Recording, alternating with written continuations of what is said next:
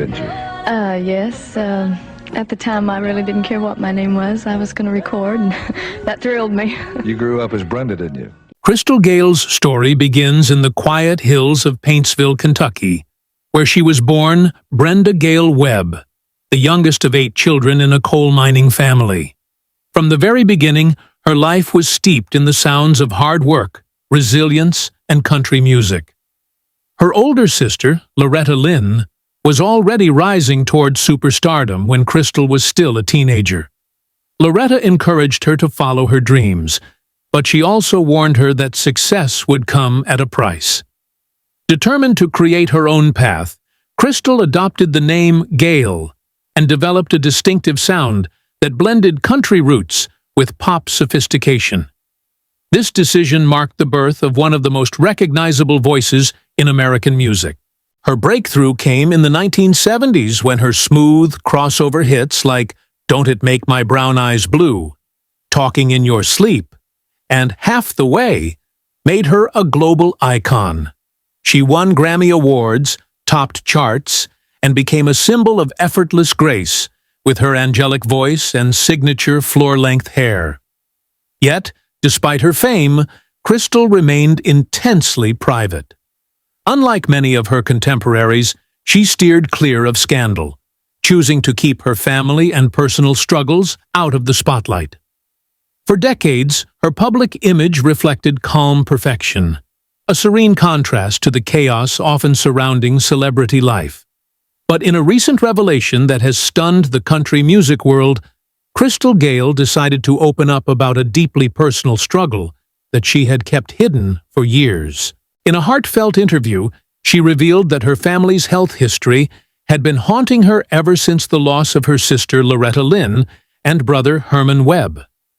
Gayle disclosed that she had undergone a series of medical tests after experiencing recurring dizziness and fatigue. The results pointed to a hereditary neurological issue that might have been quietly affecting her for years. She admitted that during some performances, she had to discreetly hold on to stage props to maintain her balance. "I didn't want anyone to see weakness," she said. "I just wanted to sing." For her millions of fans, this was a shocking moment of vulnerability. The poised, unshakable star they had known for decades was revealing that she, too, had been fighting invisible battles. What made her confession even more powerful was her emotional honesty. "I've always believed in hope," she explained, "but this time I had to face the truth." Her words resonated deeply with fans, fellow artists, and anyone who had ever admired her quiet strength. When asked why she chose to share her story now, she cited her sister's advice before passing. "Loretta told me, don't hide from the truth. Fans love you for who you are, not for who you pretend to be." That message, Crystal said, became her guiding light. In the wake of her revelation, speculation began to swirl that Gayle might be preparing to retire. Her team released a cryptic statement, "A final curtain call may be closer than we think," which left fans anxious and heartbroken. Many pointed to her emotional Grand Ole Opry performance months earlier, when she broke down during Don't It Make My Brown Eyes Blue. Others recalled a few recent show cancellations due to exhaustion. Yet, behind the scenes, Crystal was quietly preparing a project that would redefine her legacy. She had been working on a deeply personal collection of songs recorded mostly in her home studio, a project that friends described as raw, emotional, and spiritual. The sessions were intimate, featuring only a handful of musicians, and drew inspiration from her family, her faith, and her roots in Kentucky. During this time, she also made a poignant visit to her childhood home in Butcher Hollow, the same house immortalized by Loretta Lynn in Coal Miner's Daughter. Locals recalled seeing her walk through the old rooms, touch family photos, and speak softly to old friends who remembered the Webb family. "It felt like she was saying goodbye," one resident said. When asked about the visit, Gayle explained, Sometimes you have to go back to where it all began to understand where you're going.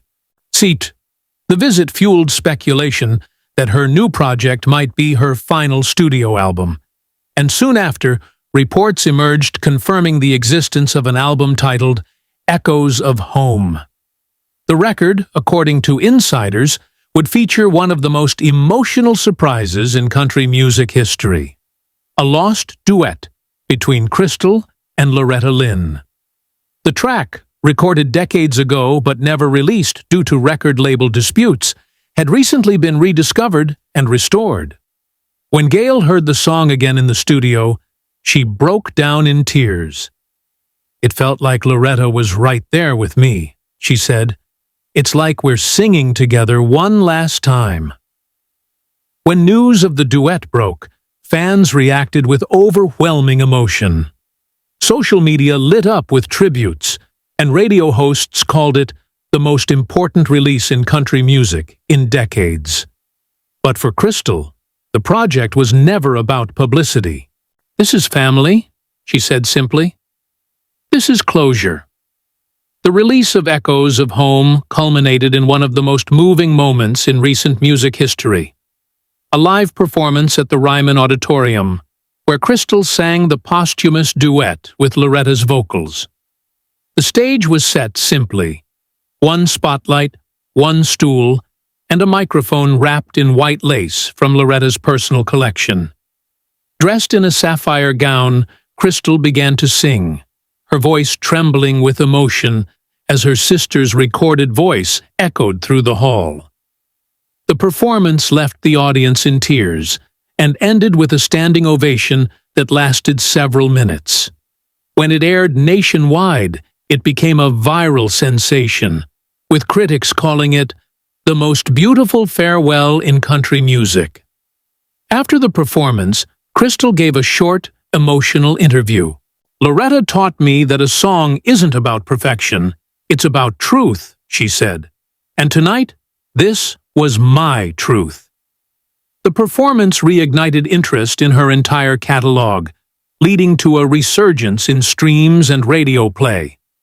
Fans, both old and new, rediscovered her timeless songs and her role in shaping modern country's crossover sound. In the months that followed, Crystal withdrew from the public eye to focus on reflection and family. Friends described her as peaceful but introspective. She spent time revisiting old recordings, home videos, and journals from her early days in Nashville. This period of reflection inspired her to create one final project: a personal documentary titled More Than My Brown Eyes. The film delved into the woman behind the flawless image, showing her vulnerabilities, insecurities, and the immense pressure she faced, living in the shadow of her sister's fame. The documentary's trailer, featuring home footage and intimate interviews, quickly went viral. In one emotional scene, Crystal walks through Loretta's old ranch and whispers, "You taught me everything I know, but you never told me how to say goodbye." In another, she reflects on fame, saying, "People think music heals you, but sometimes it hurts just as deeply." Critics who previewed the documentary called it a masterpiece of honesty and reflection. The tagline, "Before the curtain falls, she tells it all," captured its spirit perfectly. At the end of the film, Crystal included a mysterious message: "This is not the end." The music still has something left to say. Fans were stunned, unsure if she was teasing another project, or simply leaving a poetic goodbye. Days later, her team confirmed that she had recorded one final song titled The Last Melody, written and performed by Crystal herself. When The Last Melody was released, it was nothing short of breathtaking. The song opened with soft piano notes and the gentle sound of wind chimes recorded from her childhood porch in Butcher Hollow. Her voice, mature, fragile, but filled with emotion, delivered lyrics that spoke of love, legacy, and letting go. "If I don't sing again tomorrow," she sang, "let this be the song that stays."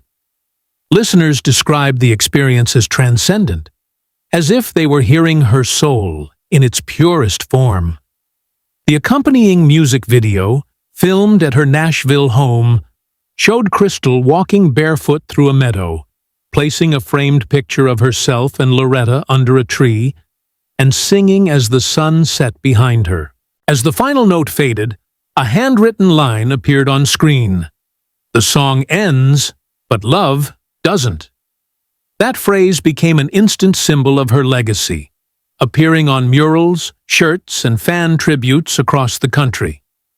The song topped charts worldwide and was universally praised as one of the most beautiful farewells in music history. Fellow artists, including Dolly Parton and Reba McEntire, shared messages of love, calling it the perfect goodbye. In her final public statement, Crystal confirmed that the last melody would be her last recording. "I've had my share of standing ovations," she wrote. "Now I want to spend my nights under the stars with the people who make me laugh. That's my encore." The announcement brought both sorrow and gratitude. Fans celebrated her extraordinary career, a legacy built not just on talent, but on humility, honesty, and heart. Even as she stepped away from the microphone, her music continued to echo across generations. In her silence, there was serenity. In her goodbye, there was grace. And as the last melody played across radios, living rooms, and hearts around the world, one truth became clear. Crystal Gayle had not simply ended her career. She had completed a masterpiece of life, leaving behind not just songs, but love, memory, and peace that would endure forever.